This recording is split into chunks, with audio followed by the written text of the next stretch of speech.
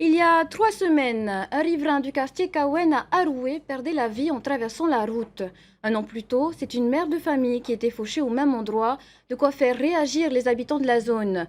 Il demande au pouvoir public d'engager un dialogue, mais aussi des travaux pour éviter que la série noire ne continue. Laure Philibert, Matayore. Ce bouquet est ici en mémoire de Jean Hérault, 69 ans, un habitant de ce quartier de Aroué, décédé il y a 18 jours en traversant ce passage piéton. Il est le 30e mort sur nos routes depuis le début de l'année. 2 autres ont suivi.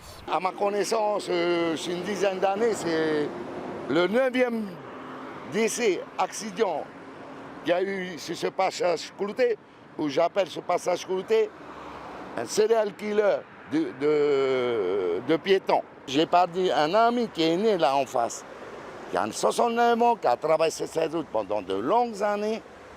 Le 31 octobre, il a été tué, je dis vraiment le mot, tué violemment. Même la mairesse a perdu sa belle cousine ici le 19 novembre 2020. Tiens. Bien que situé à quelques dizaines de mètres d'un autre passage clouté, plus sûr, celui-ci est emprunté quotidiennement par de nombreux riverains. Je le traverse à chaque fois, comme je vais au travail. En fait, il faut vraiment se pencher un peu pour pouvoir regarder les voitures qui arrivent. Enrique Bono se mobilise pour sécuriser la zone. Plusieurs échanges de courriers et de coups de fil ont eu lieu avec le maire.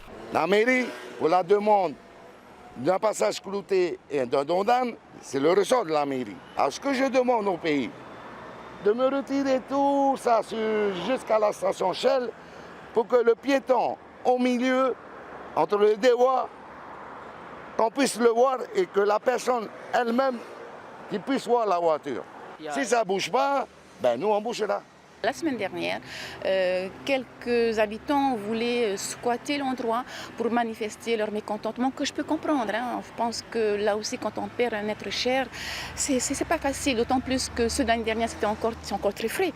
Donc oui, il y a des choses à faire, il faut être à l'écoute, il faut ne serait-ce que de bouger, de faire quelque chose. Théoura Iriti qui a sollicité l'aide du pays pour entreprendre des travaux afin qu'automobilistes, conducteurs de 2 roues et piétons cohabitent mieux. La route, il faut la partager, il ne faut pas être égoïste. À chaque passage piéton, il faut regarder, il faut prendre la peine de regarder s'il y a personne qui traverse. Il a été décidé ce matin, effectivement, dans cette zone-là, à délaguer les bougainvilliers d'une part, et d'autre part de renforcer les lumières de ces passages piétons, et donc de mener aussi une étude plus globale. Dès demain, des travaux seront entrepris sur la voie et le terre-plein central. Levez le pied si vous passez dans la zone.